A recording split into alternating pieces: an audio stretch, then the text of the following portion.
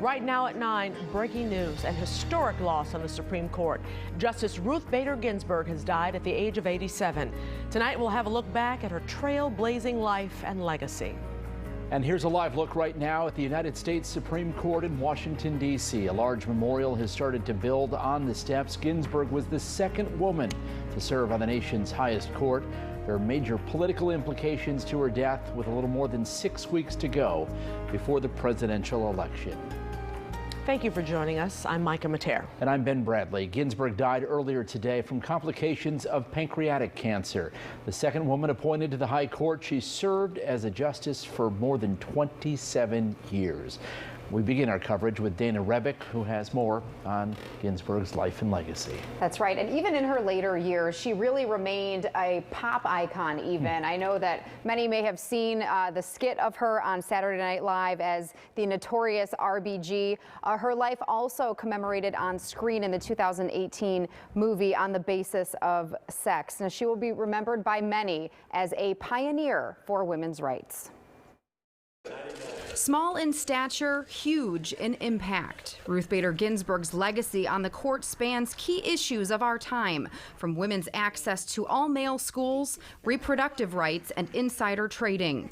She also was a dissenting voice in the Bush versus Gore election battle and Congress's ban on partial birth abortion. She was liberal and made no apologies. When she first graduated law school at the top of her class, women weren't yet allowed to even work there as a clerk.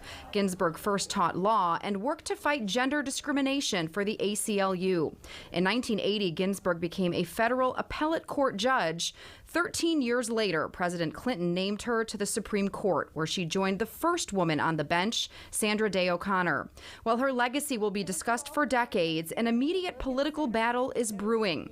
Will President Trump nominate a replacement, despite the fact we're 2 months from an election? In 2016, Senate Majority Leader Mitch McConnell refused to hear from President Obama's nominee.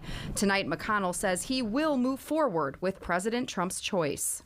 The mechanism to stop Mitch McConnell would be for several of those 53 Republicans to pull back and decide that they believed that the Senate should not vote before the November 3rd election, and indeed perhaps not vote until the next Senate comes into office. Experts agree the upcoming fight to replace Ginsburg will be as vicious as it is vital. This will have a direct bearing on the future rights of women to have abortions and to generally control their have reproductive rights going forward. And that will not be lost on both parties. NPR is reporting that just days before her death, Ginsburg dictated in a statement to her granddaughter that her most fervent wish is that she not be replaced until a new president is installed. Tonight, we did speak by phone to Ginsburg's son, James, who understandably said he was not prepared yet to make a public statement. Ben and Micah, back to you. Dana, thanks. And we want to take you back to Washington, D.C. right now for a rather remarkable scene unfolding outside the United States Supreme Court. Not only is the flag lowered out of respect, but a crowd has gathered tonight. We saw one person waving the pride flag. Others have lit candles. All are honoring Ruth Bader Ginsburg.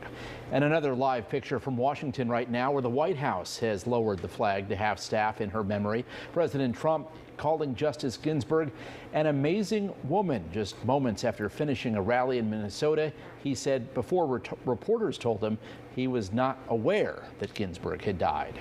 And with the election just weeks away, Ginsburg's death has massive political implications. Senate Majority Leader Mitch McConnell already tonight saying that a Trump Supreme Court nominee will receive a vote by the full Senate. WGN political analyst Paul Lisnick joins us now live. Senator McConnell's statement came just less than 2 hours after Ginsburg's death was announced. Do you interpret that as a sign of just how quickly he plans to push ahead? Well, it's a sign, Ben, that he plans to push ahead quickly, and there's a variety of reasons for it. Number one, if Biden should be elected president in November, you will have a lot of people very upset over President Trump naming a nominee, especially since Senator McConnell would not allow the name of Merrick Garland to go forward. You also might have a turnover in the Senate. That's possible in November. So you're going to see Mitch McConnell move this along before January while he still holds the majority. The real question, as I think Professor Pape said in that piece, is will there be some Republicans who will say, you know what, I'm just not going to go there, and we're going to respect a new president making the appointment. That new president may very well be President Trump again. But if I can, before you ask me another question, point out something very important. Right after the election, the Affordable Health Care Act case appears before an 8-person Supreme Court. And think about all the possible trials or cases that could come up as a result of the election. You'll only have 8 justices to hear those cases in that Bush versus Gore moment that could happen as a result of this election. Paul, can they fast-track a nominee? For instance, if there's a problem with the election, fast-track a nominee so there will be one in place for the election results? Well, Michael, that'll be Mitch McConnell's argument. I mean, he's going to essentially say, because they've got to meet with all the senators and go through that routine, and Democrats will do everything they can to hold off. Senator Durbin and others have already said there should be no nominee going forward. So there will be a fight. But the bottom line is the Republicans have the vote. And unless 3 of them, the 3 is the most they can peel away and still survive. So if 4 of them decide that they're not going to vote for this, McConnell's got the votes. Yes, he'll push it through, and there will be a new Supreme Court justice fairly quickly. But the big question is, will all the Republicans... Well, I should say the fastest it's ever happened has been 40 days. Okay. The big question is, will all those Republicans stay in line? I want to go back to what Mitch McConnell said in 2016 when President Barack Obama was trying to get Merrick Garland on the Supreme Court. He said the American people should have a voice in the selection of their next Supreme Court justice. Therefore, this vacancy should not be filled until we have a new president. So how does McConnell basically split hairs to say, well, back then it was a bad idea, but now it's a good idea? Well, he will do that because he's already said he's going to. And also he's been asked in the past, what will you do if there's a vacancy? He said, I will fill it. The question is, what argument can he make to sound like he's not being hypocritical? And the only answer really you can come up with is to say, look, in 2016, President Obama was leaving office and there was going to be a new president. Hillary Clinton or Donald Trump, a new president. This time around, he could say, look, Donald Trump has a very good chance of being reelected to the presidency, so there's no reason to step into that decision-making power since he could continue in his presidency. Now, listen, Democrats won't accept that as an argument. There'll be a lot of griping about that, but that is, I think, the argument he'd have to make. Though he doesn't have to make any argument, Ben. He can just forge ahead, and that's probably what he's going to do. Well, the Democrats could have this argument. It's not in the Constitution that you have to have 9 Supreme Court justices. It's just a law. Could the Democrats try to change that in some way? If they gain power of the Senate and House and they gain the presidency, yes, Micah. In fact, it almost sounds fictional to talk about it, but if indeed the president puts a very conservative justice on so that there's a 6-3 weighing in front of the conservatives, for the conservatives, yes, Democrats would have the power if they controlled government to change the law, increase the number of justices who serve on the Supreme Court, and put several people on there if they chose to. There'd be a lot of heck to pay at that point too, but yes, they can do it. All right. Our political analyst, Paul Lisnek, thanks so much as always. Be safe, be well. Thank you, Ruth guys. Bader Ginsburg will be remembered for her defense of the rights of women and minorities. Joining us now live is Jack Levin. He's a personal friend of the Ginsburg family. Let's start there. Thank you for joining us. I know the politics will be ferocious on this in the days to come, but for you, this was a personal loss. You wrote a book with her late husband. What are your memories? They were a fantastic couple, 2 of the finest people you would ever know. Brilliant, good morals. I came to know them both through Marty being a tax lawyer and I was a tax lawyer. We were invited to give a speech together. Ruth did not come to that first speech, which was in Hawaii. Why? Because she was working very hard as a lawyer. And we spoke together and increasingly spoke together throughout the next 30 years. Ruth then began to attend some of our meetings. And they demonstrated that they were a perfect couple, but very different. Marty was jovial, outspoken, gregarious, and Ruth was very introspective, very soft-spoken. So they made a perfect couple, and they complemented each other. Mr. Levin, first of all, condolences to you of the loss of your very good friend, Justice Ginsburg. And I know that you found out about her death from her son, Jack. First of all, how is the family? How are her children doing? And secondly, what fascinated you about Justice Ginsburg, even before she became a justice? Yes, I received a telephone call from her son, who told me that 3.5 minutes before, Ruth had passed away. He knew we were such close friends and that I would want to know immediately.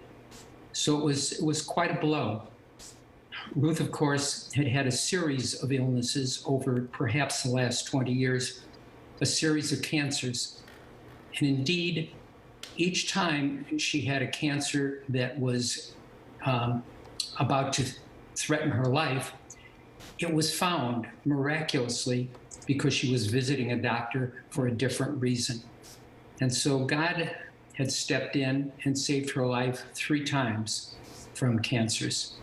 And I guess there wasn't room for a 4th time. She was one of the hardest working people you would ever meet. She took her job as a judge, first on the DC Circuit, and then as a Supreme Court Justice, very, very seriously.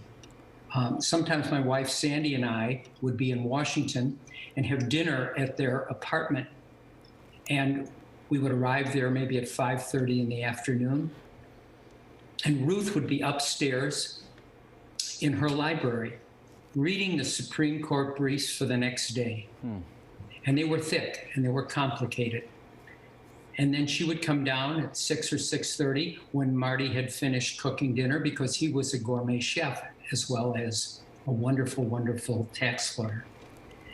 And after dinner, Ruth would go back up into her study upstairs, and she would continue to read briefs, typically until 2 o'clock in the morning. She was perhaps the most hardworking, studious justice on the Supreme Court ever, as far as I can tell. Wow. She was serious. She was interested in knowing all the sides of every case and all the views, because frequently there was a plaintiff's brief and a defendant's brief and several amicus briefs, that is, friend of the court's briefs, that were filed in a case as important as the Supreme Court case. Mr. Levin, thank you so much for taking time tonight, especially during your grief right now and also on the eve of Rosh Hashanah. So thank you so much. You're welcome. Thank you. The son of Ruth Bader Ginsburg was in Skokie in February for the opening of an exhibit about her at the Illinois Holocaust Museum. WGN's Julie Unruh spoke with him about his mother and father. Some of the most fun for me was seeing the early stuff. That was how they first met. Like this gray Chevrolet that actually belonged to Marty Ginsburg, Jim's dad. My mother says was definitely one of the attractions initially of dating my father. The two were married for 56 years. Jim Ginsburg is 56 and a classical music record producer who runs his own label. He's the son of a corporate taxman and a lawyer. The house was full of love. My parents' relationship really was, as they say, one for the ages. That lawyer happens to be one of the most talked about lawyers in the land. These days, she's known as Notorious RBG. We welcome today Justice Ruth Bader Ginsburg. There are books, lots of books for both adults and children written about Ruth Bader Ginsburg. She's featured in a documentary, a Hollywood film, T-shirts, posters, coffee mugs, all being sold with her likeness attached. And RBG is regularly imitated on Saturday Night Live. I'm never gonna step down now. You can't get rid of me. Yeah. The serious justice also determined to be fit. How many women in their 80s do you know whose bone density is going up? She loves opera and possesses a flair for courtroom fashion too. Ginsburg seems to be enjoying it all, and so is her son. It's also fun, frankly, seeing my mother as a pop icon, but I don't think she'd be doing this for her own glorification. I think she is doing this because it helps get the message out. A message that boils down to one word: equality. The justice's own home gym says an example of equality at work. Bader Ginsburg's son likes to think he's proof it was all a success. In the household, it wasn't competitive at all. It was collaborative. His sister Jane and his mother became the first in the school's history to graduate from Harvard Law School with mother-daughter alumni status. They were both professors at Columbia Law School, another first for this mother-daughter duo. Yet raising kids, building a career, trying to have it all, not always easy for Ruth Bader Ginsburg. There's a famous story overheard during a play date when she was, I think, 5. She overheard her friend's mother whisper, "Be nice to Jane, her mommy works." Years ago, married and with a toddler already at home, Ruth Bader Ginsburg, the wife, consulted her father-in-law about going to law school. She asked him, "Can I really do this?" Her father-in-law responded with this: "Ruth, if you don't want to go to law school, you've got the best reason in the world. No one will think the less of you. But if you really want to go to law school, you'll stop feeling sorry for yourself and you'll find a way." That was WGN's Julie Unruh reporting. We have more now on that exhibit on Ruth Bader Ginsburg at the Illinois Holocaust Museum. Joining us now on the phone to talk more about her legacy is Kelly Zaney, the Vice President of Education and Exhibitions at the Illinois Holocaust Museum. Glad we have you via video right now. Your exhibit actually focuses to some degree on how she enjoyed a new round of notoriety in recent years. Tell me a little bit about how that came about. Yeah, so for the past 7 months, we have had the incredible honor of hosting the Notorious RBG, the Life and Times of Ruth Bader Ginsburg exhibition, welcoming visitors either on site at the museum or virtually during the pandemic. But it really is, as I think you've seen from the footage, a visually rich and entertaining exhibition that takes you through not only Ruth's early life in Brooklyn, which he will say is one of her connections to Notorious B.I.G., where the exhibition is kind of taken off from, to her relationship with her mother, her time at both Columbia and Harvard Law School, to falling in love with Marty, who she'll say was, one of the first men that she think really genuinely fell in love with her for her smarts and her mind and her tenacity. And then it does a deep dive into some of her significant cases, Ledbetter versus Goodyear, Bush versus Gore. And then, as you said, really moves into this pop culture icon status that she had from the movies and documentaries to people dressing up in her costumes to tattoos, the books that have been published about her. It's really an exciting tribute to a woman who was an incredible trailblazer.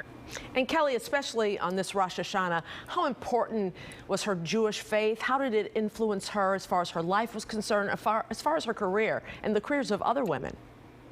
Well, I think what is fitting is while Ruth's loss, Justice Ginsburg's loss is, something I think that carries heavy for us all, that there is a Jewish tradition that those we lose during the Rosh Hashanah holiday are individuals of great righteousness. And I think no truer could be said for someone like Justice Ginsburg, who I think is someone who very much held on to her faith, again, from her early years growing up in Brooklyn and the great influence her mother had. It's something she talked about often in her speeches. And I think it's something that she held close to her, to Jim and his sister, her daughter, throughout much of her life. Kelly Zaney from the Illinois Holocaust Museum, home to the Notorious RBG exhibit. Thank you so much for joining us. Thank you for having me.